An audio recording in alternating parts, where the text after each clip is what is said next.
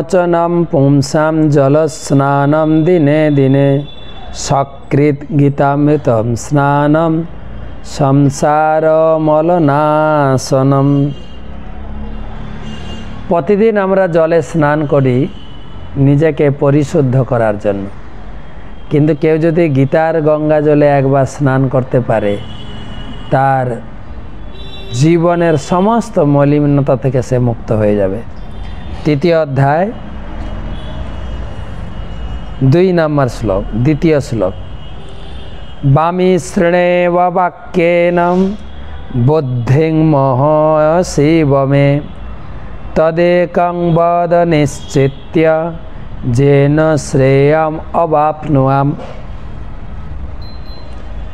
अर्जुन बोलছেন, हे कृष्ण, তোমার ব্যর্থবোধক বাক্যের দ্বারা আমার বুদ্ধি বিভ্রান্ত হচ্ছে, তাই দয়া করে আমাকে নিশ্চিতভাবে বলো কোনটি আমার পক্ষে সর্বাপেক্ষা কল্যাণকর, কোনটি আমার পক্ষে ঠিক।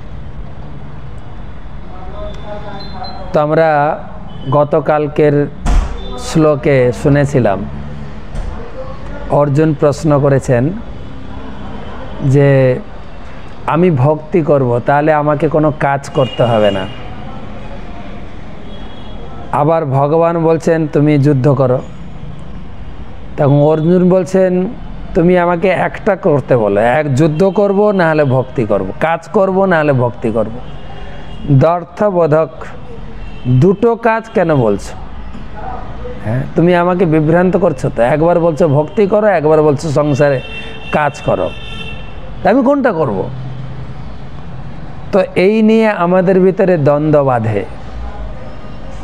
আমরা ভক্তি করতে গিয়ে অনেক সময় নিজেকে ভুল বুঝে থাকি, তাহলে সংসারে আর কোনো কাজ আমাকে করতে হবে না, সংসারে আমার কোনো দায়িত্ব থাকলো না, ভক্তি করলেই সব হয়ে যাবে, ছেলে মেয়েকে পড়াশোনা করতে হবে না, হ্যাঁ, বাড়ির মালিককে আর চাকরি করতে হবে না, ব্যবসা করতে হবে না, সব ঠাকুর খাওয়াবে আর আমি শুধু মালা জপ করব। এই সমস্ত ভ্রান্ত ধারণা ভগবান পরিষ্কার করবেন, ভগবান পরিষ্কারভাবে উত্তর দেবেন আমাদের কি করা উচিত। তাই এটা অর্জুনের প্রশ্ন না, আমাদের সকলের সাধকের প্রশ্ন।